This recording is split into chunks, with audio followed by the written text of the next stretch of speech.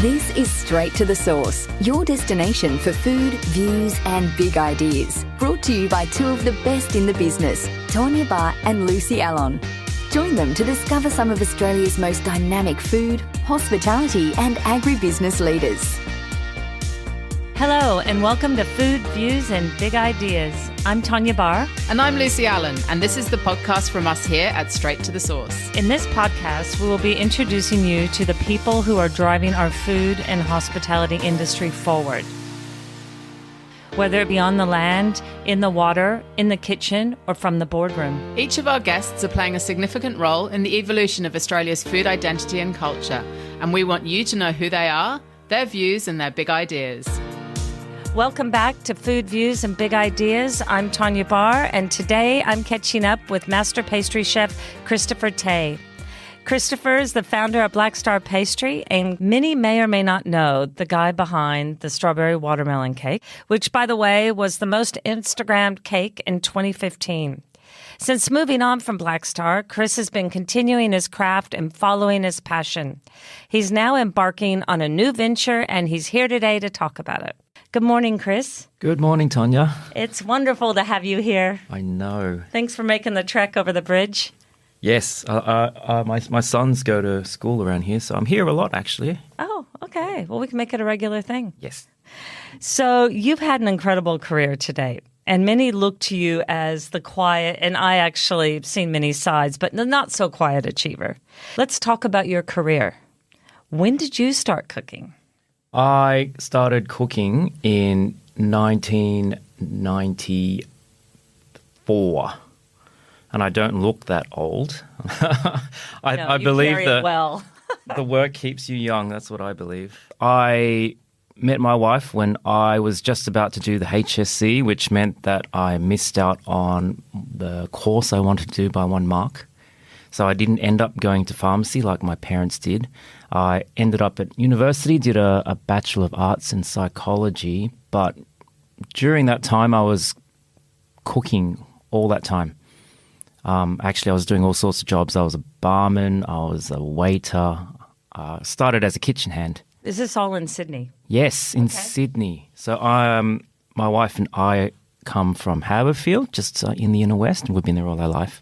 I'm a sort of stay-put person. I'll be there my whole life.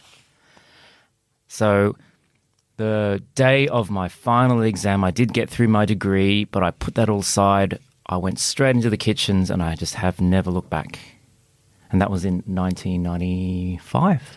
So what actually drew you into the kitchen? Was it the chemistry side of things? Was it the science? Was it the food, the creativity? It was the buzz of service, and I'm sure chefs out there understand it. There's something magical about just being in that team. I love being in a team.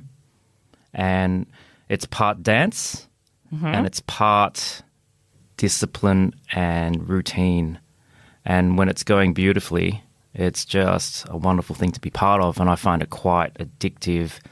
And this is kind of where my happy place is, service. Well, we're talking a career of what? We're talking 25 years? Yes. Yeah. And is that what keeps you in it? Is it that same drive you had all those years ago? Is that the same motivation today?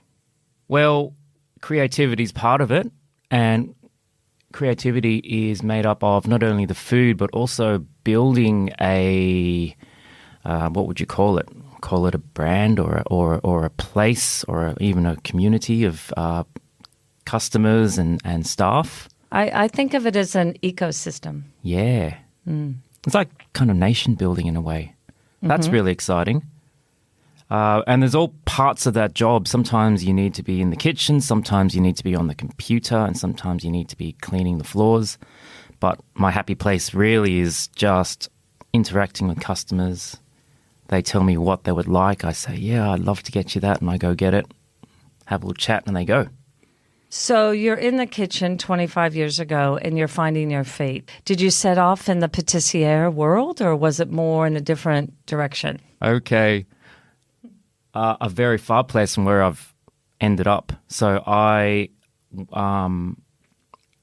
started as a kitchen hand in this cafe, and it was a very kind of hip cafe back in the 90s full of models and actors. And I just fell in love with that lifestyle, though I wasn't quite part of that world. Ended up, the head chef was fired for turning up to work drunk as you did in the 90s. They decided to hire me as a head chef, and I went into that right after my last exam and basically discovered that I couldn't cook. I was doing it pretty badly. It was burgers and chips and all sorts of stuff. I remember a funny story where we had lamb shanks on the menu and someone ordered it and the waiter said, oh, we've taken an order for lamb shanks and you told me there was none left. And I just didn't have enough experience. I said, I'll just cook it right now to order.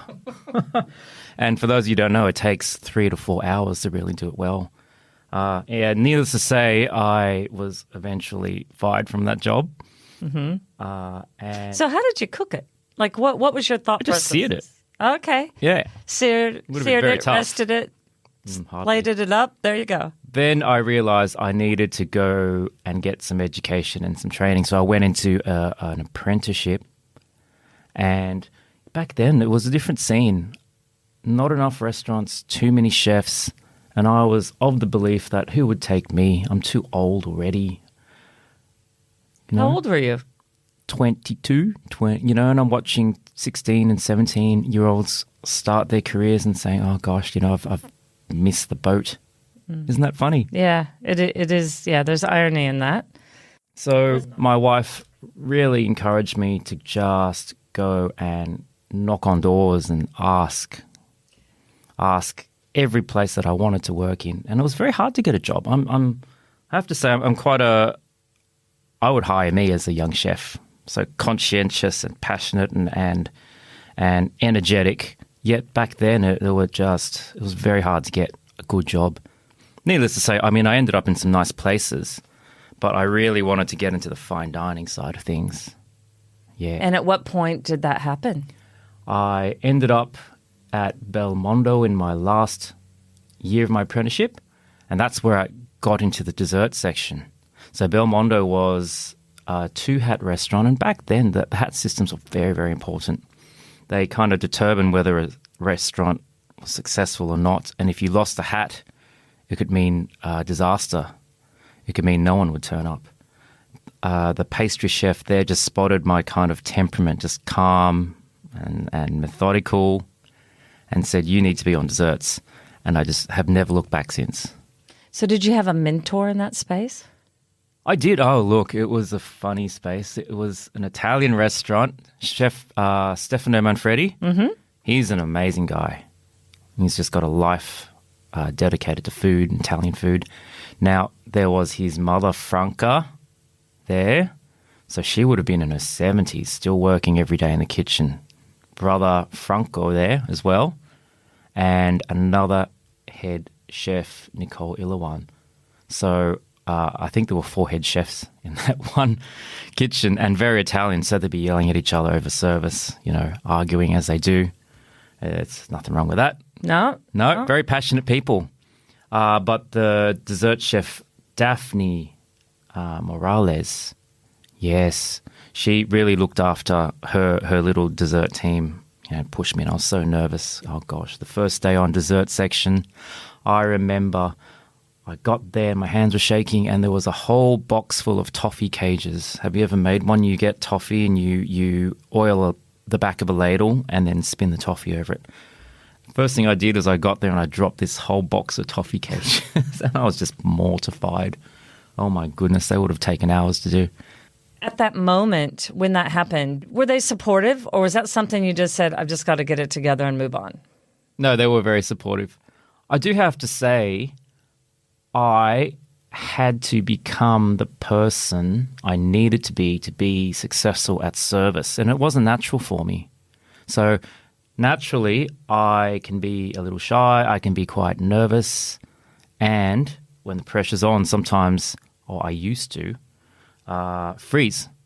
And when the dockets would come up and I'd get deeper and deeper in the hole, my brain would just start frying.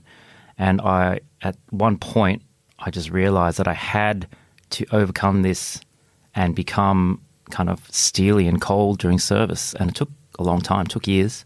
Well, when you say it took years, but how did you get the tools to work through that? Little success after little success. This is how success is built. You know, every little win you get gives you confidence.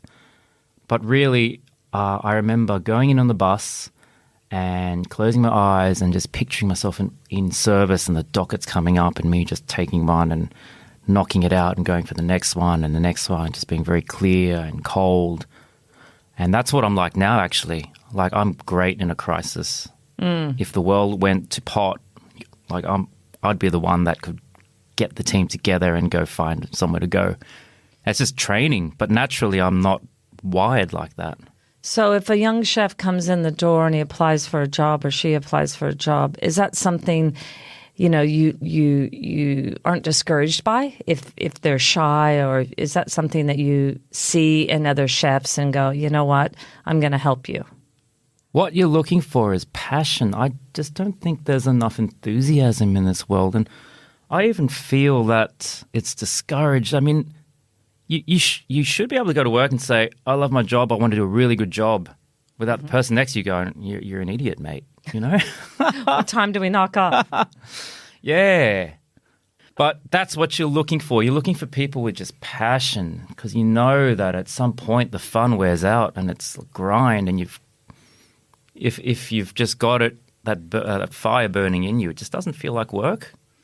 Well, that's exactly right. But how do you take that passion? So you're working in this fine dining sphere, and then you find the dessert station, and you find your mojo in that space.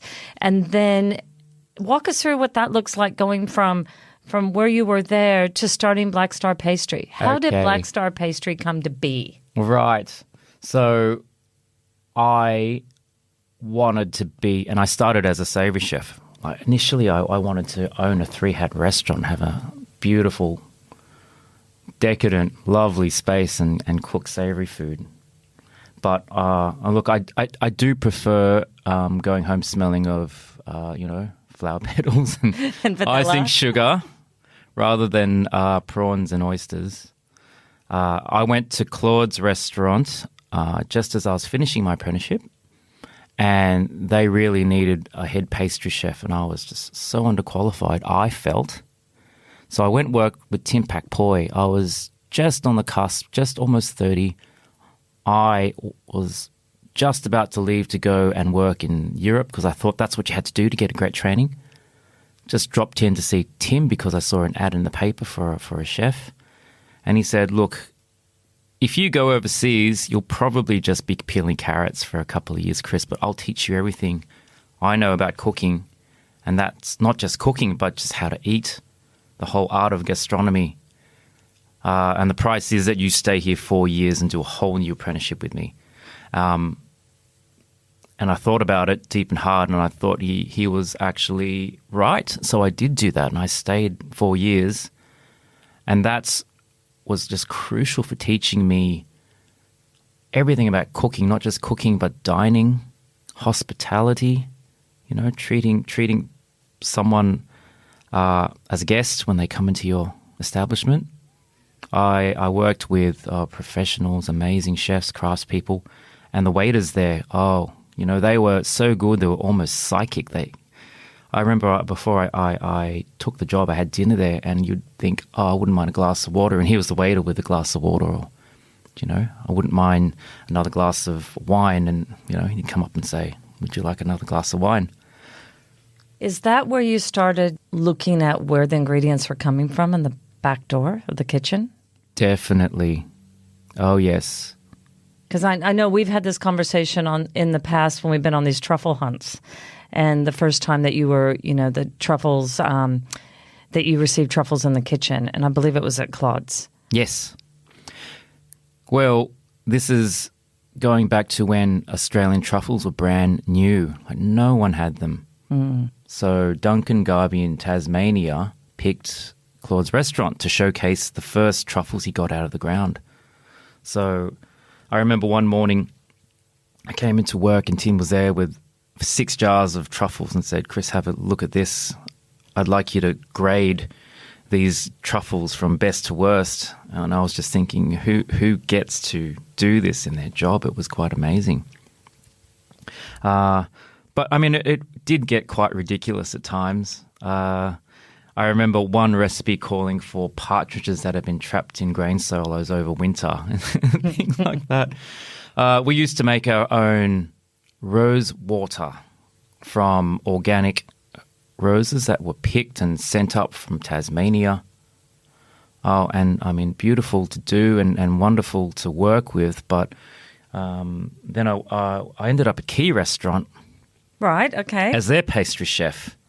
And we were doing 300 covers for lunch and 300 covers for dinner.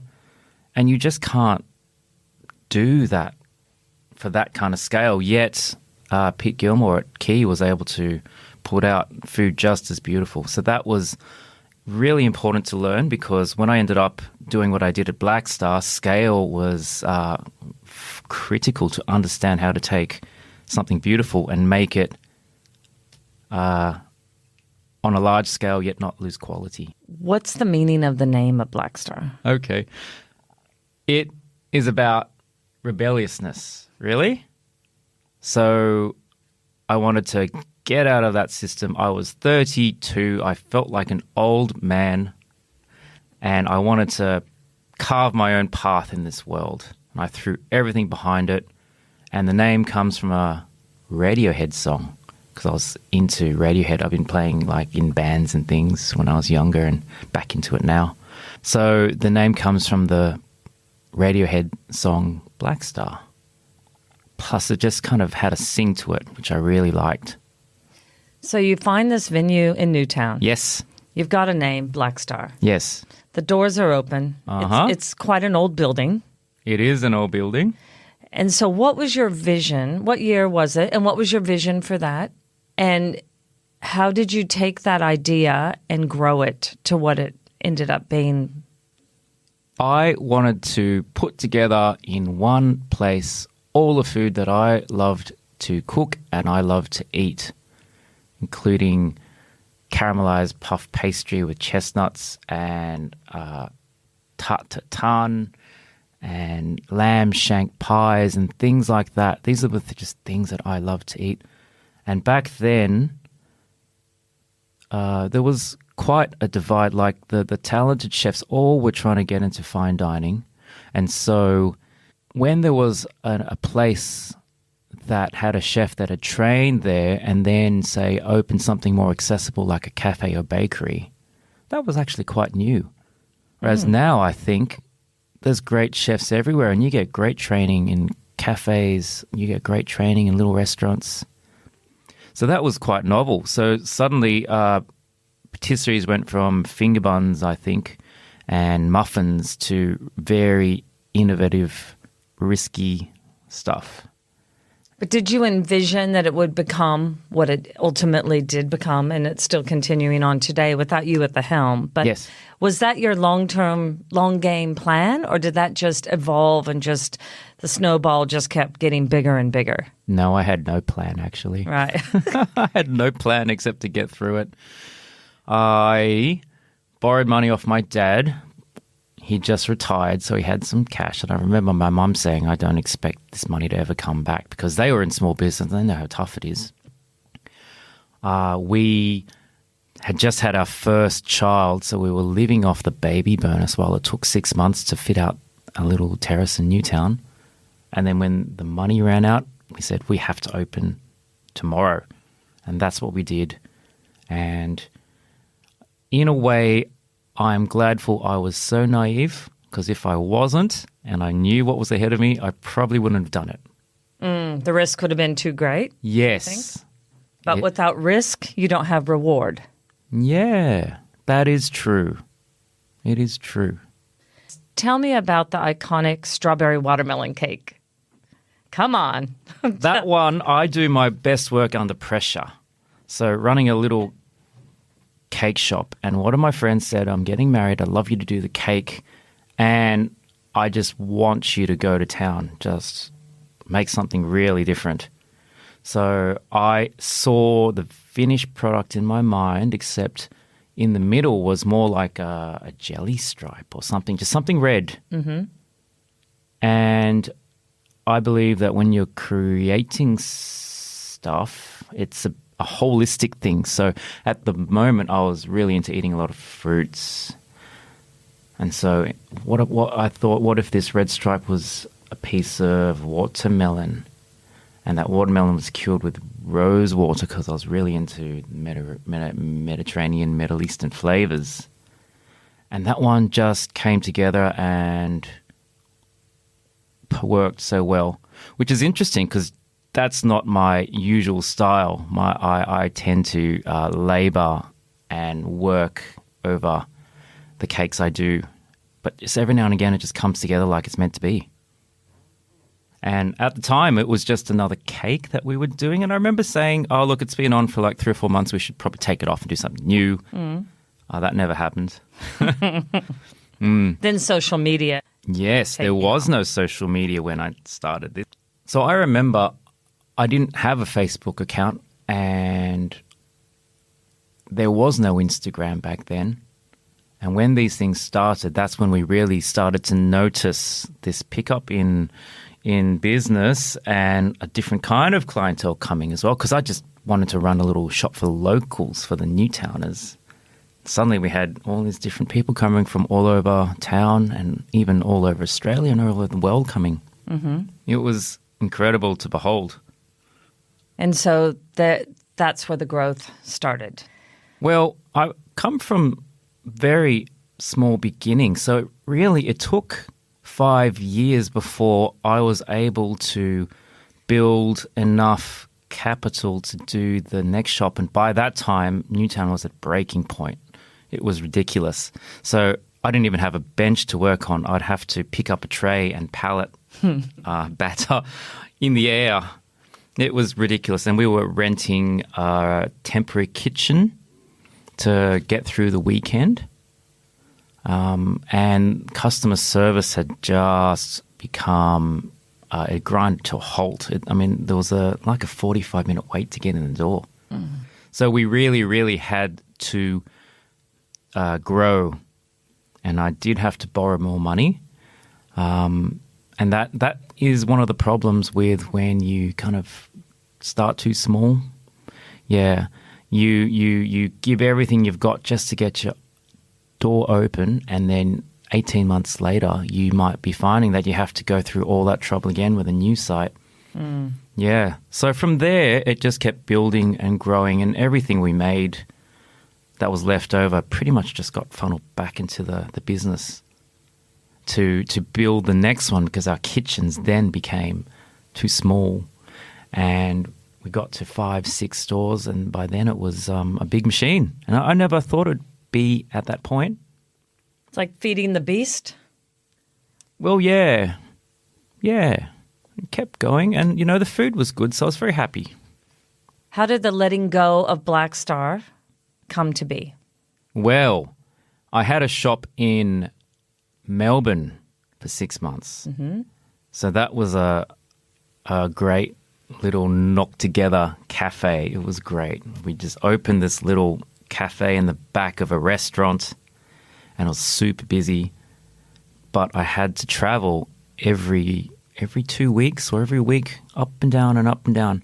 And then when I was in Melbourne, Sydney would start to unravel. And then when I was in Sydney, Melbourne would need me. So I just came to realize that I needed to bring in other people. Like the brand Black Star had the ability to go not only around Australia and around the world, but kind of I wasn't the person that was best for that job. Mm-hmm. It needed a lot of money, and it needed like a corporate structure, and that's not something that, I like doing. Mm-hmm.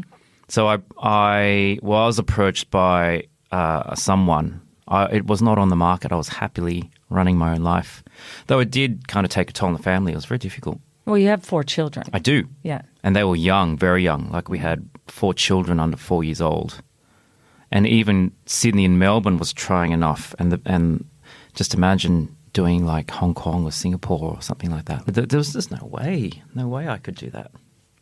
So how long ago was that when you sold Black Star? I sold Black Star in 2018. I didn't sell all of it. I sold the majority of it, and I stayed along for a little while. But unfortunately, I think a lot of people come to know when you sell a business, it just changes for you. Yeah, and it's impossible for their direction to be exactly the same as your direction. It's just not going to happen. So I decided to finish up and take some time off and think about what I wanted to do next. In that time off and in that break period, did you ever use that time to kind of explore without wanting to repeat what you've already done? It was an awkward time and very much felt like I was in limbo. And if any of you really love your work, you find that your identity, your self-identity gets tied up into your work and you almost become who you are at work. And when that's not there, then who are you? So I did try virtually everything I wanted to try, found that something about it didn't quite fit me, and I was in the right place all along, running a small business, running a team of people, serving locals. And that's when I decided to open another cake shop. Let's talk about what's happening in the moment right now. And I'm going to throw a word at you because I've only just learned it. It's portmanteau. So let's talk about portmanteau. Can you explain to me what that is and what's that's leading into for the next chapter of your career? Well, I've got a cake shop opening. The name of it is HEARTHE, and it's spelt with an E. And that word is made up of other words. And if you look Which is what portmanteau. Which is what portmanteau means. So you'll see in that word there's the word heart, there's the word art, there's the word earth, there's my name, Tay at the end. There's even here. It's very interesting and it looks great on paper or on a screen. Kind of sounds funny. I've been telling people it's going to be hearth and it's made up of these words. Until you kind of see it in front of you, doesn't quite have the impact than when you see it on a screen, when you see the logo right there. It resonates. And so the inspiration towards your new cake shop and cafe, HEARTHE. It speaks to, it's a very personal brand, very personal shop. The food's very personal to me. It's what I cook. It's what I'm interested, what I want everyone to try. It's cooking from the heart. Whereas I felt when you're running a factory, that's definitely like cooking from the heart. So, you know, there was a very happy time when the business wasn't too big and it was just one shop. Is that where you knew the customers' names? And it kind of goes back to what we were talking about at the beginning with creating your own ecosystem, you know, feeding the community and having them feed you. Yes, and also having a level of spontaneity that you can do if... you know, look, it also speaks to my connection to land. I think as I kind of get a little bit older, I'm a little bit more philosophical, and I'm a real stay putish person. I've been in the same square meter since the day I was born, except for 12 years where I lived in the next suburb over when I was young and couldn't afford to be in Haberfield. So all the suburbs, Leichhardt. My dad had a chemist shop in Leichhardt, and I used to be a delivery driver around the suburbs, so I know every back street. Newtowns, where I spent my youth. So where is HEARTHE located? HEARTHE is located in Stanmore. Stanmore's like a village. It's great, and the locals there are amazing. It's got a little bit more open air than Newtown. It just feels a little bit more open because the streets are wider. But very much same kind of feel, same people. I've got an old butcher's shop. It's on a corner. It's a beautiful building. It's Federation. I walked in the first time and it just felt like I was coming home. It felt like me. And then within a week, the owner of the cafe there decided to put it up for sale, and within a week, I'd signed the deal. I just knew this was the place. I'd been looking for a place for 2 years, and nothing was quite right. And position's very important for business. So you've been renovating, have you? I have been renovating, and it's taken a lot longer and cost a lot more than I thought it would. Have you had to consider differently for Hearth the Australian climate and sustainability? Are you looking at it differently? Are you approaching it differently? Definitely differently. I'm quite an idealist, so I've got big plans for what I want to do, yet coming back to small business, it's just impossible to do all at once, and I have to be realistic about that. So I feel that it's important to have a plan for where you want to be, but just take chunks at a time as the business kind of puts down roots and can afford more and more nice sustainable processes. That being said, there are some like principles that you have to hold true and you just can't negotiate with that. But I think it's important. I mean, a lot of businesses claim to be sustainable, but I mean, how can you measure this and how can you prove or disprove? And I think the most important thing I want to do with this business is actually show people a plan of what we're doing and where we want to be and how we're going to get there. And then you just really, I mean, if you try and tackle every sustainability problem, it's just impossible. All in one hit. There's always another problem to take on. So really focus on what's important to you and what makes the most impact, most difference, takes away the most carbon. Well, there's a great deal of precision that goes into your work in particular. And how do you balance it? I think that it's important to always have that moment when the diner puts it onto their tongue and that kind of first reaction. That's always the final goal of what you're doing. And you can kind of lose sight of that if you're dealing with supplies and production and trays and ingredients. But that really is the core of what you're doing. So if you always focused on that customer experience, and I have a term for that. It's like the perfect moment. So every now and again you taste something and it just makes your brain freeze and almost time stops for a while. And that's the kind of experience you're trying to give to people, and then you work towards that. So, I mean, bakeries are having their moment, and Hearth is an exciting addition to the Sydney scene.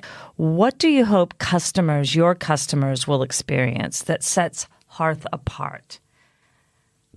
You know, I don't go on social media much, and I try not to because I find myself influenced too much by what other people are doing. And I have a very strong kind of design language and palette, which I've trained through all these years.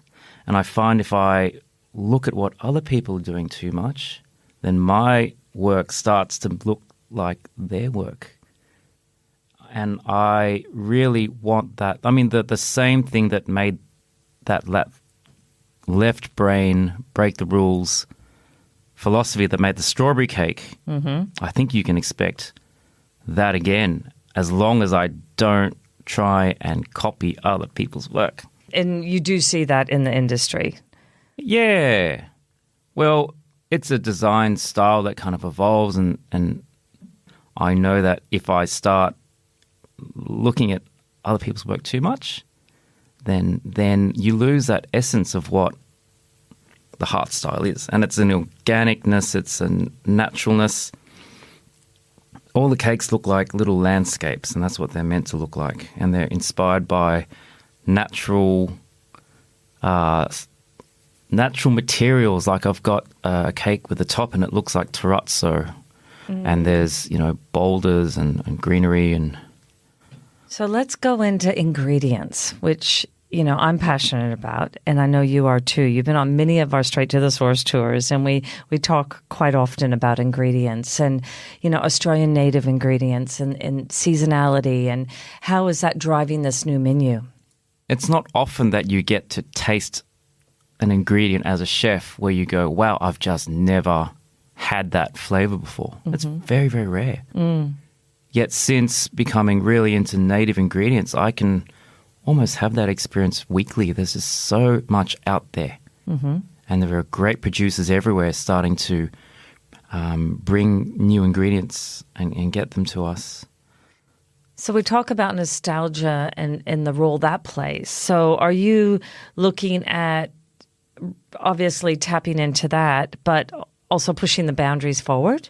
Yeah, look, it's like if we're not speaking the same language, we don't understand ourselves. And so much of our thoughts and memories are tied up with language, and food is like a language too. So when I talk about spaghetti and tomato sauce, you know what I'm talking about, croissants and butter. And so you have to start from our common design language, and then you can bring kind of other elements into it to make it new again. What will we expect? The doors are opening. Is there, can we pop in for a coffee and cake, or can we also pop in for lunch? Is it open for dinners as well? Where do you see Hearth going? Well, it's a beautiful room, and we've gone through a lot of effort to make it a real showcase. The stone counters are going in today. There's a big glass display, and you won't see a cake fridge. That was a line in the sand I put down and said, this is going to force me to stay true to my principles. No dessert fridge. So the cakes are made fresh, and then they are built to sit out and be fine. But you can also pick up cream for the side of it. We're selling jars of cream, and some of these creams are like wattle seed infused or white peach at the moment while they're in season. Mm-hmm. So that's really interesting. You can come in and take away. You can buy a whole cake. You can also get these cakes online, and they travel really well. And do you know that whole idea came from the Sascha Hotel in Austria. So the Sascha Hotel that created the famous Sascha Torte, which is another iconic cake, they ship that from their hotel all around the world. And it takes a couple of weeks to get to you, and that just blew me away. And how is that possible? So that started me on the journey of learning how to preserve food, and not by using preservatives, of course, but by these natural and traditional techniques. I even did a food science course to learn more about it. And that actually was something that you put me on. Mm-hmm. That's our concept to consumer course. Concept to consumer course. And that was amazing because I knew these things instinctively, but they actually put the science behind it and helped me to then have confidence in what I'm doing. So in a nutshell, it's about active water content. So you can have a whole lot of water in your food and keep it moist, but if that water is bound up by chocolate or not able to come in contact because it's in booze or sugar or salt, then that food is going to last. If I was to ask you what's the best piece of advice you were ever to receive, either personal or career-wise or both, what would it be? The best piece of advice I ever got was from my chef, Tim Pak Poi, and he said, oh, look, I've always been worried that I wasn't, it's a little bit vulnerable. I was always worried that I wasn't good enough to be in his restaurant. And for months, I was just waiting for that time where he said, Chris, I need to speak to you. It's not working out. And eventually I came clean and said, look, Tim, I'm terrified. I'm not good enough and you're going to fire me. And he went, Chris, there's always a place for quality. You just keep doing quality and there will always be a place for you. And I've kind of kept true to that. So you that's your number one principle. You do something of quality, and then there's enough people out there who will support you. And the hard thing is knowing what is quality and what isn't quality. So that's where your chef career takes you. Well, we're all very excited for Hearth to be opening in Stanmore. I will also say in the show notes there will be all of your handles, information about Hearth, information about the concept to consumer. If there's any chefs out there that or producers that want to learn more, we do work with some of the top food scientists in the country on this program, and it's online.